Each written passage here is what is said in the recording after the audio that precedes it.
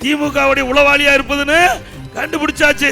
திரு சோம்பாட்டியன் அவர்களே, நீ 100 நாள் ஜெயில் இருந்துட்டு வந்திருக்கிற, வந்துட்டு இருந்தார்ல, நீ யோகியமானாலா? கருணாநிதி படம், ஸ்டாலின் படம் சைக்கிள் கொடுக்கறதுல இவர் நாட்டு மக்களுக்கு நன்மை செய்யறவரா? அப்பவே பிடிஎஃப்க்கு போயிட்டாரு. நான் கண்டுபிடிச்சிட்டேன், நீ திமுகவுடைய உளவாளியா இருப்பதுன்னு கண்டுபிடிச்சாச்சு. என்னைக்கு திரு கருணாநிதி படத்தையும் திரு ஸ்டாலின் படத்தையும் போட்டுட்டு போய் நீ விலையெல்லாம் சைக்கிள் மாணவி கொடுத்தியோ, அப்பவே உன்னுடைய முகத்தை கண்டுபிடித்து விட்டோம்.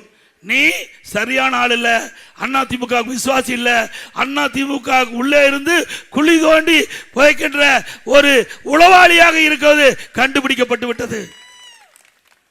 ஆகவேதான் அடிக்கடி ஸ்டாலின் சந்திக்கிறது. சட்டமன்றத்தில் ஒரு வார்த்தை கூட திமுக ஏத்து பேசுறதே கிடையாது. திமுகவை ஆக மனசுக்குள்ள இருக்கிறதெல்லாம் இப்போ கக்கிட்டு இருக்காரு. இவரை வச்சிருக்கலாமா? நல்லா சத்தமா சொல்லுங்க. ஆக இப்படிப்பட்ட ஆள் மன்னிக்க முடியாத ஆள். இவருக்கு ஓட்டு போட்டு அந்த ஓட்டை பெற்று தந்தவர்கள் நீங்க தானே ஓட்டு போட்டு அவரை ஜெயிக்க வச்சீங்க. உங்களுக்கு விசுவாசமா இருக்கணும்ல. இப்ப எங்க போயிட்டாரு?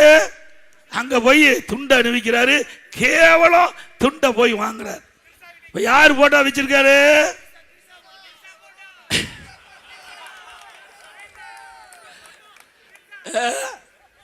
அதுல எல்லாம் கைதேர்ந்தவர்.